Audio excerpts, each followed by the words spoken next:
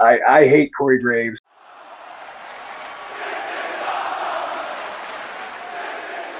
And Yeah. that's the right button. I see our guest coming on right now. Look at that. Welcome, Can you hear sir. me? Yeah, can you hear us? I'm good. I'm sorry about this. So, as I was telling some of your staff earlier, my Yeah. schedule is so insane lately with all this international travel that I don't really. I live a very spontaneous life these days. And tonight I had to get some ring time in, so I'm in the car right now, and I had to call you from here in the back seat. So you're traveling back from some ring time, some training, huh? Yeah, there's a couple places here in Pittsburgh. My dad was a promoter in Pittsburgh, so most of the rest of the company here have guys that I've known for the last 25 years. So luckily, there's about three or four places where I'm able to come and use the ring at my convenience to my leisure. Nice. So I was able to get some ring time in tonight in preparation for MLW this Saturday. That is MLW this Saturday. Oh my gosh, Billy Starks is on it. It's called oh gosh, what is it called? Do we have an event name? I know we have MLW Fusion and we have MLW Underground, which is the name of the Underground. TVs. Yeah, I'm thinking of the thing. I believe it was already taped. It's playing the Super Fight. Thank you, Marie. Yeah, Super Fight. That is correct. That Yeah, is this that's what I Saturday. was Sorry thinking about of. that. Hey, I'm a terrible employee here. it's okay. I'm a I don't terrible know if that's host. the name of. I don't know if that's the name of the match between Hammerstone and Fatu, or if it's the name of the entire show. But Nice. yeah, Super Fight's a big one for MLW. Yeah, I think it is a big one. I'm gonna get to MLW because you are one of the newest amazing talents over there. But you did mention Pittsburgh, and Pittsburgh kind of it lit a fire for your love for wrestling. It was '97 at an ECW show. You had a nice Beulah McGillicuddy shirt on at the Golden Dome, I think is the That's name of it. man.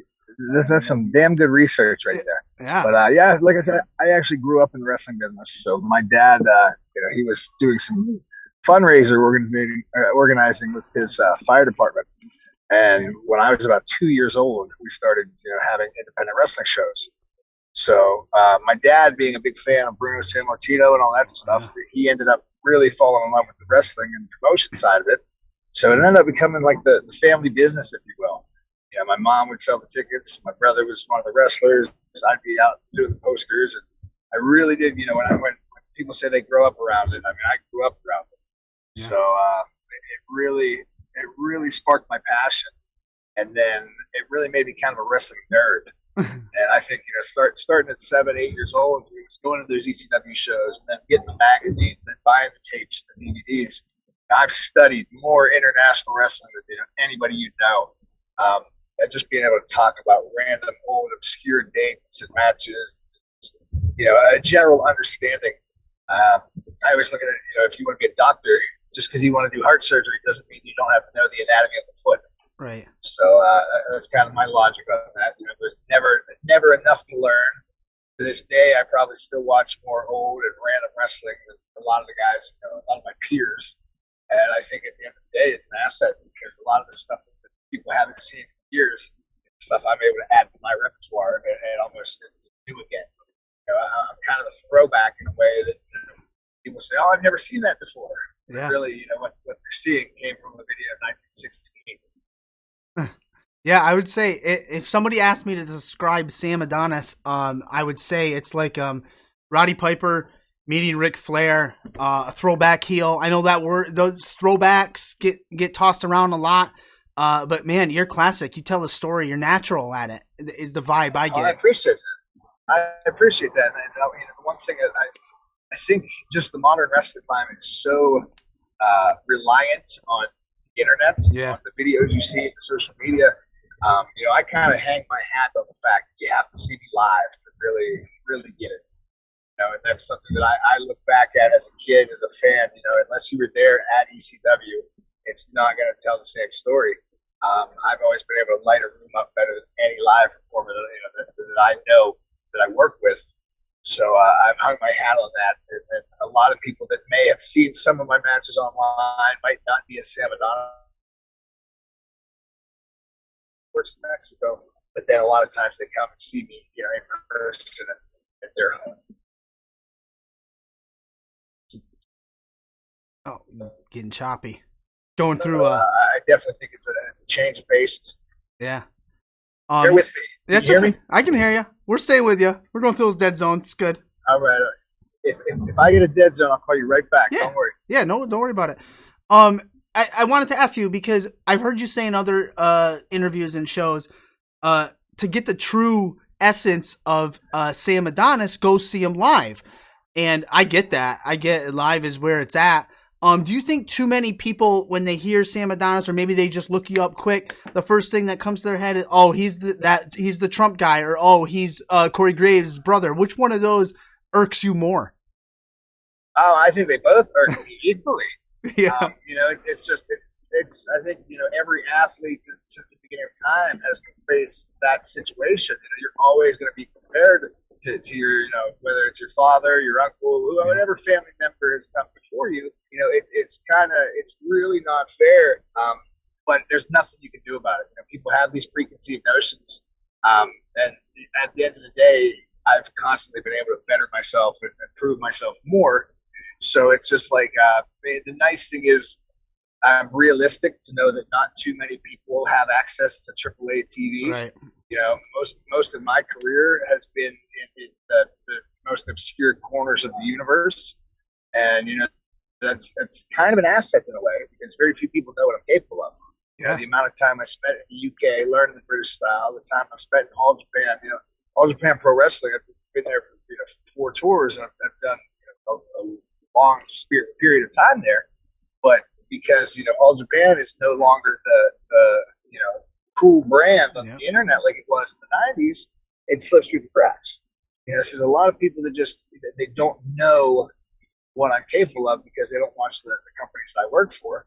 But at the same time, I've been lucky to have these opportunities, be busy at these, very respected organizations for the last 15 years and be able to maintain a job and work at these places and get flown across the world, basically without an internet reputation. And that's something there's not too many guys that are capable of doing. So it's a catch 22. You mentioned AAA. For those who have never seen AAA, and I know I used to stream on Twitch. I used to catch their stuff on Twitch. I can go find it. I know how to search it out. But for those people who have never seen AAA, tell the people out there why it's so good and what they're missing. To me, AAA is kind of probably the most I don't even want to say old school. I want to say kind of elemental version of pro wrestling out there. All the stuff that a lot of the old school fans like about wrestling being gritty and having, just freaks and geeks, weirdos and characters, fighting, violence, blood, fire, everything you can imagine, everything that made the Attitude Era ECW great, AAA still has. The cool thing about it is there's a big, big world out there outside of the online wrestling universe, outside of the internet wrestling community. And what a lot of people don't take into consideration is if it's not catered to the internet market, they might not want to look at it. Mm, I mean, the numbers we do in Mexico for AAA, I mean, it's huge. It's a massive, massive industry. And, we're all over the country doing tours, and we're national television stars. yeah, It's one of those things where people don't take the time to look for it because there's 10 other promotions popping up in their inbox trying to get a like here or a share there that a lot of people really do miss out on it. But at the same time now, the last couple of years they've started to make a little bit more of a presence here in the United States. I'm happy to be a part of it. I think our talent is just ridiculous. You can go through the top 10 wrestling promotions on the planet and pick out the top, anywhere you find one of the best luchadors, guess where they're coming from? yep, These are the guys I get to work with every day. We have Taurus, we have Commander, we have Bandito, we have Listico, we have Dragon Lee. I mean, everybody you name that the internet goes crazy for work for AAA. So wouldn't you think that your modern wrestling fan would say, hey, this AAA has a lot of cool guys. We should check this out. yeah. But such is life. What can you do? And I think you hit the nail on the head. It's not coming up in your inbox. It's not hitting the algorithm. It's not easy to get to. It takes effort, which in today's day and age, some people don't want to put that extra effort in. But it made me think, do you think social media helps or hurts the wrestling business? I think overall it absolutely just it's as bad to the wrestling business as the internet was in 1997. Mm. It's catastrophic. It does so much irreversible damage to professional wrestling, but it's already just there. Yeah. We're not going to change it. We can't get rid of it. It's here to stay. But wrestling is essentially a team sport. Everybody has their position on the card. Everybody has their job. Everybody has their spot. And social media is almost a justification to be selfish. It's to do what you want. You don't have to listen to your boss. You do what you want to do, and that's why there's more controversy and people walking out on contracts than before. There's no loyalty. There's no unity. A wrestling show is not booked as a show like it should be. It's just survival of the fittest, and I think that makes for a pretty cutthroat, kind of a toxic work environment. It's helpful in a way that you can build your brand and get your name out there to your potential clients and business partners or your fans. But at the same time, that the brotherhood elements, the camaraderie and the trust that you need to have in professional wrestling has taken a serious hit because of social media over the last 15 years. Yeah, for sure. I would agree. You talked about contracts in there. You have been quoted. I did some research. You were quoted as being an anti-contract guy. What did you mean by that? And how have you, I guess, gone against that initial thinking because you've signed with MLW? Want to elaborate on that? To me anymore, I feel like the contract, most wrestling schools, are set up by a lot of wrestlers that have never quite made it. Okay. A lot of wrestlers that love the business, care, and never took it to the next level. They get a little older and they think, how can I give back? How can I contribute to the wrestling business? I'll open a wrestling school. A lot of times, these people aren't exactly the best people to be running wrestling schools. They might not be a qualified coach. They might not be the one to provide the knowledge to the students to get them to the next level. So, from the jump, many wrestlers are already ingrained in their brain. You got to sign a contract. Oh my God! If I get signed, let me just sign. If I get signed, all my problems are over. Oh, I'm going to get signed. When realistically, 9 times out of 10, a wrestling contract is just restrictions. Yeah. It's just the things you can't do. Not, especially in today's society when, the amount of money that you're getting paid doesn't matter to too many people. The only thing that matters is that little graphic you can put on Instagram that says, this person signed with this company. Yeah. And, people put so much stock into that, they don't realize that, they're cutting their nose off to spite their face. And then 10 months later, they're crying on the internet about how unfair their contract is. I grew up around this in a way that I realized that that's not exactly the way I like to do my business. So, I've been very, very against signing a contract for the longest time. I've done the last 10 years of my career without a contract, and even with AAA, I don't have a contract. I like to think the fact that I've had 4 of the biggest wrestling companies on earth offer me regular work without a contract. It's my work. Choppy now. There you go. Stands a current MLW thing. We're literally about a half a mile over the city of Pittsburgh here in the mountains. So I'm almost home. So it'll get better. But everything just kind of fell into place with this MLW situation, and all the stars aligned. And it was one of those things that there is some actual incentive and things that made this work, which is why I kind of had to eat my words. But, I think overall, in general, the concept of the contract is not this, fairy tale ending like, the wrestling business and the internet paints it out to be. Yeah.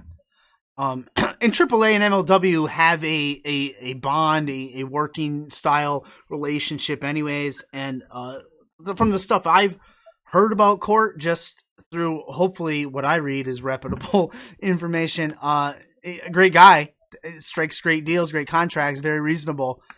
So this fit with you, AAA and MLW makes sense to me.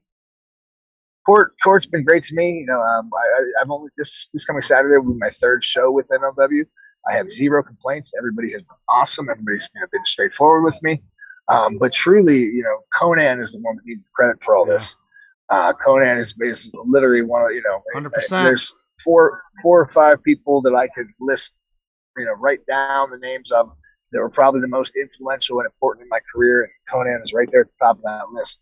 So, he's the one that presented me to the situation. And like I said, it was by no means a situation that I seeked out. Mm-hmm. It kind of found me. And, now um, it is what it is. I'm happy with it. I think, there's big things coming. And I think at the end of the day, maybe the time is right, because maybe MLW is that vessel I need to be seen by the American wrestling fans, by the internet, the people that don't watch AAA, the people that that have kind of been sleeping on me.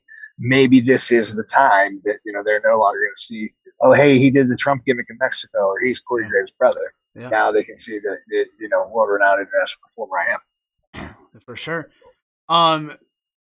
So we got MLW. We've already mentioned Hammerstone. Fatu's there. Who else are you going to get your hands on? Who do you want to get your hands on? Honestly, those two in particular are the ones that I'm really excited about. I just think, especially now, there's not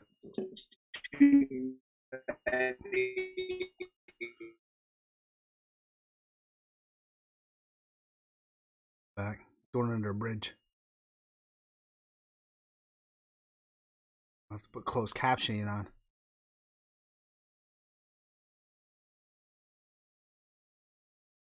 Oh, comes. Oh, well. He's getting close. He's in the mountains. Have you ever been in Pittsburgh, Vanessa? Here he goes. I hear him. Can you hear me? I can hear you now. Yep. Give me 30 seconds. I'm going to jump right back in here. I'm going to go in the house, turn the Wi-Fi on, and I'm good. Yeah. All right. You're good. Awesome. Thank you, guys. Yeah, sure. I'll be right back. Back. No problem. Vanessa, I've driven through Pennsylvania, through Pittsburgh, and there's areas in there where there's nothing. There's like nothing. And it takes forever to get through the entire state. I was going to Illinois from New York. We had to go through Pennsylvania. And I just remember like stretches of nothingness. Insane. I know, like when he says the mountains, you're talking about like the Appalachians? Oh, you're talking to the wrong guy. Tall mountains. I don't know what they are. I don't know. He's good, man. He's great. I drove when we went to South Carolina. We drove through the Appalachians, but that was like Virginia down. Maybe we would need a map. Figure that out. Do you think he really wants to get his hands on Hammerstone, though? I mean, let's be real. How do you make a name for yourself? That's true. The biggest dog in the fight. That's true. And there's some big dogs there. I think he's gritty enough that he'll be all right. He'll be fine. Interesting. I forgot to mention because I know the bond there with AAA and MLW. I didn't even bring up Konnan, but Konnan is not only an underrated wrestler and talent, but what he brings to the wrestling industry after he was done in the ring, I think is extremely underrated. I'm sure there's people all around that have amazing stories about Konnan. You know, the other guy too that I think is underrated is Vampiro as well. Oh yeah. Konnan. He'd be fun to talk to. I'd like to have him on, but he has to wear his Red Sox hat. You ever see him wearing his Red Sox hat? Yeah, I think I've asked Konnan. Yeah. And he's like, no, I have my podcast. Yeah, what did he say? Tell you to follow the podcast? Yeah. Yeah, he's the best. What the shit? Okay. There you go. All right. Sorry about that, guys. This is, again, like I said, just finding time to do anything right now is super complicated. No, you're fine. That's what makes this show great for us, because we're live. Like, we love this type of stuff. We were talking to... I thought you were going to say it makes it great if you have post-production. No. Oh, gosh. You think I got time for editing? I got 3 daughters. I have no time for editing. Man. None. All right. We were just mentioning... Anyway, sorry. Go ahead. Yeah. Just about Hammerstone. Yeah, I remember the question now.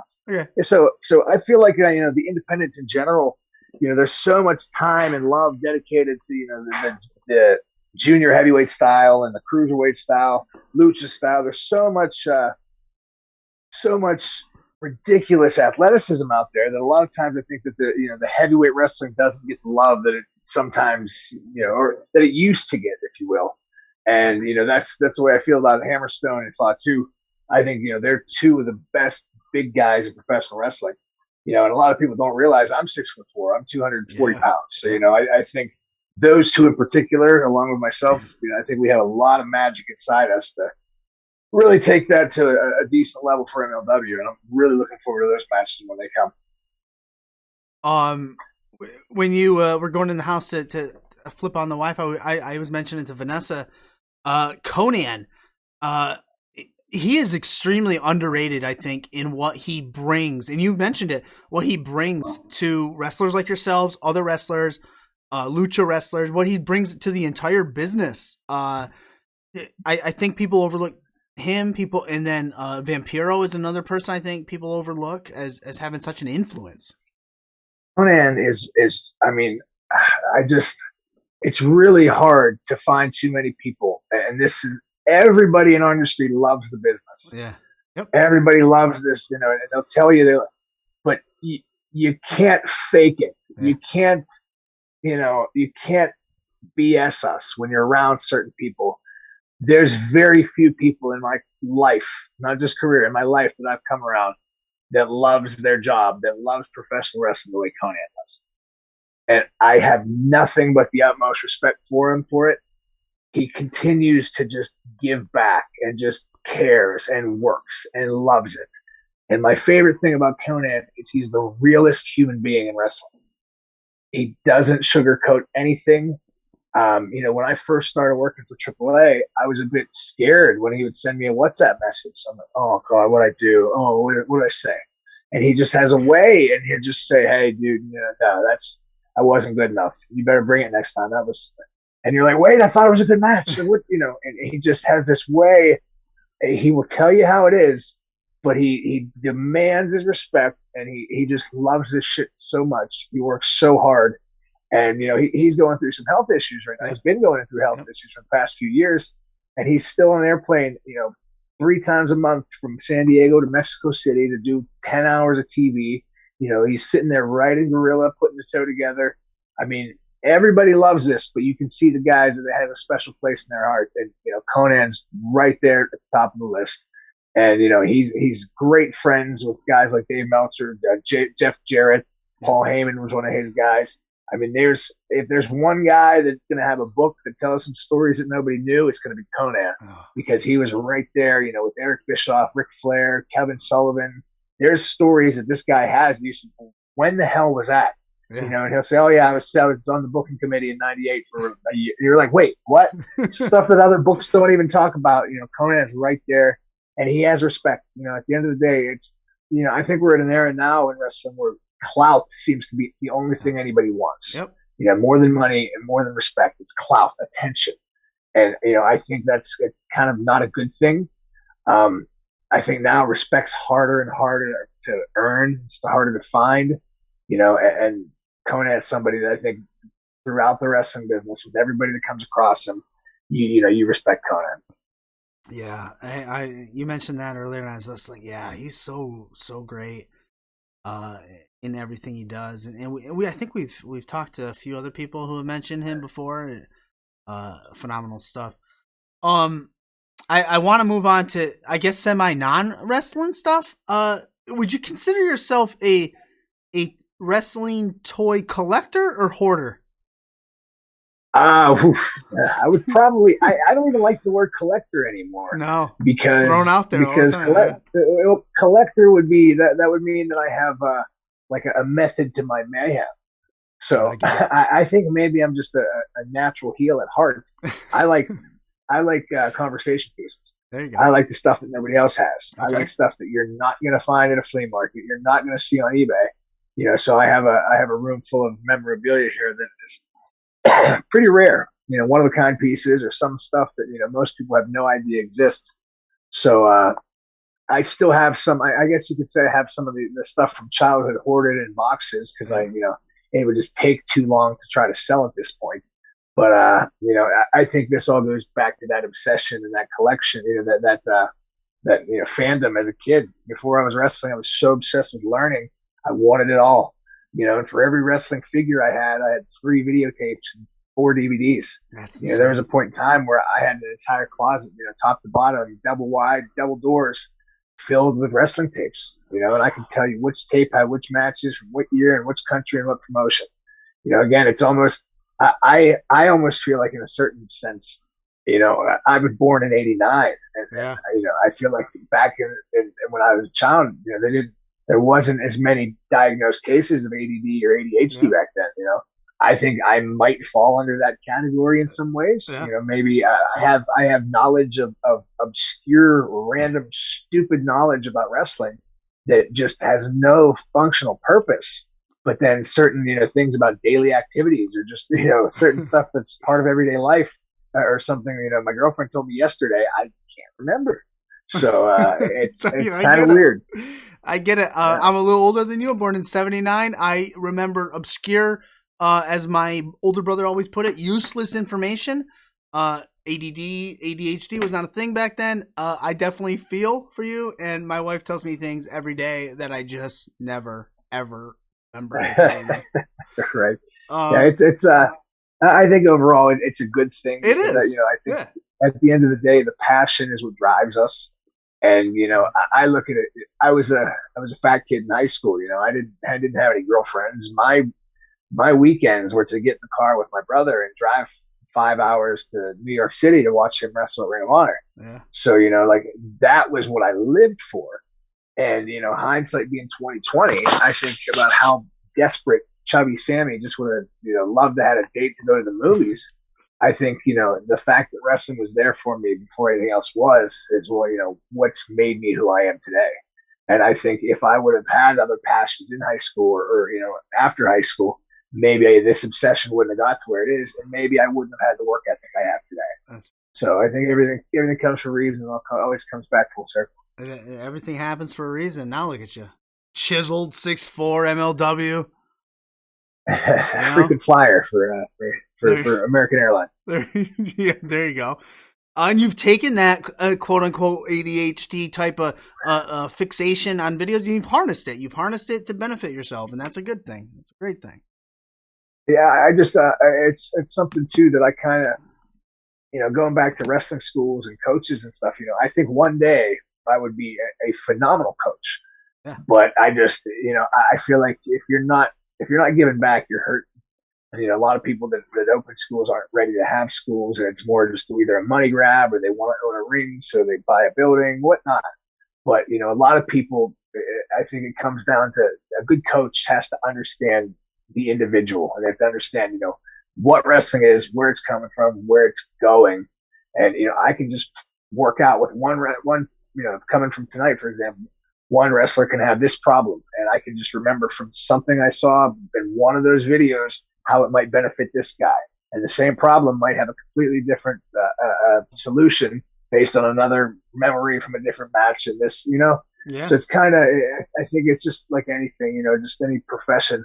You can apply your craft any way you can from your experience. And in a certain weird, screwed up way, the hours that I spent sitting on the couch as a fat kid watching tapes is kind of all part of the experience. That is the learning process. The journey. And even though it's not the in-ring time, it still is part of the finished product.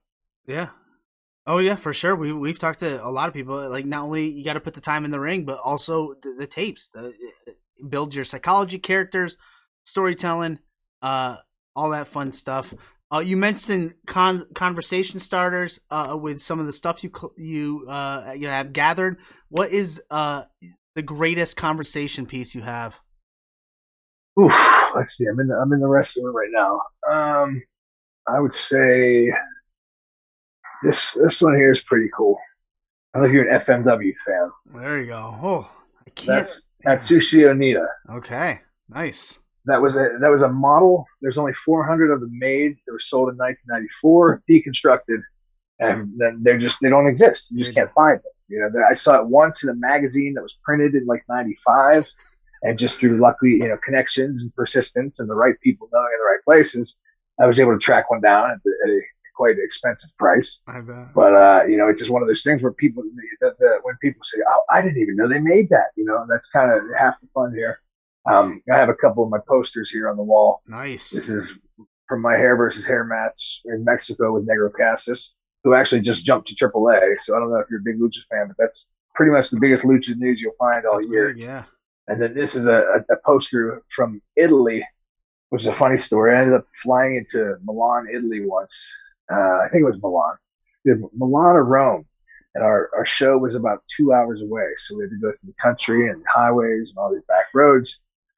And, in Italy, every 20 minutes you stop off for a beer. That's what you do in Italy. Yep. So by the time we're coming close to the town, we come into the first stop sign. I look to my right, and there's this 8.5 by 11 poster with my picture on it. It says, Sam Adonis, American professional wrestler, comes to Italy.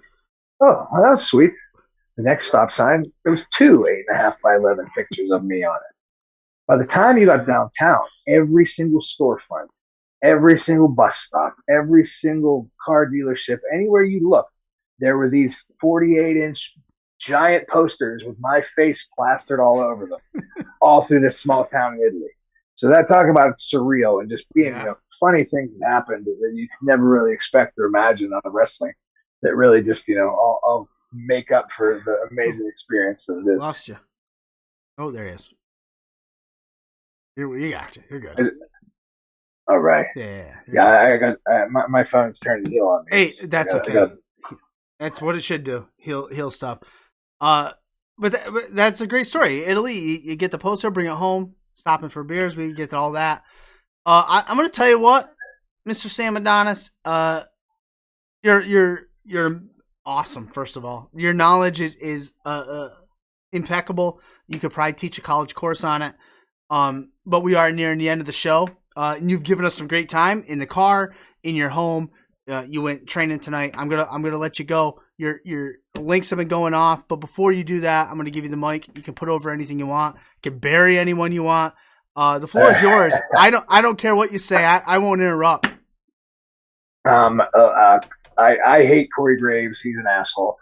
On a serious note, please check me out at Real Sam Adonis on Instagram and Twitter, and check out MLW Underground on Reels TV Tuesday nights at 10, MLW Fusion on Pro Wrestling TV Thursday nights at 8, and then please, wherever you can, in any capacity, check out Lucha Libre AAA. There's Fight TV pay-per-views coming up.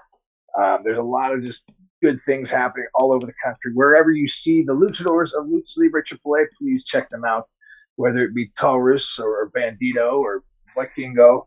If they're coming to your small town, if they're coming to your indie, check them out because, this is literally the best crew I've ever been part of.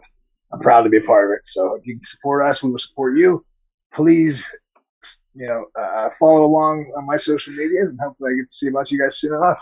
Awesome. Spectacular. Well, once again, thanks for giving us your time tonight.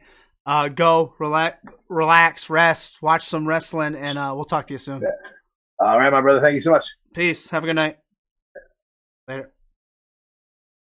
F. Corey Graves.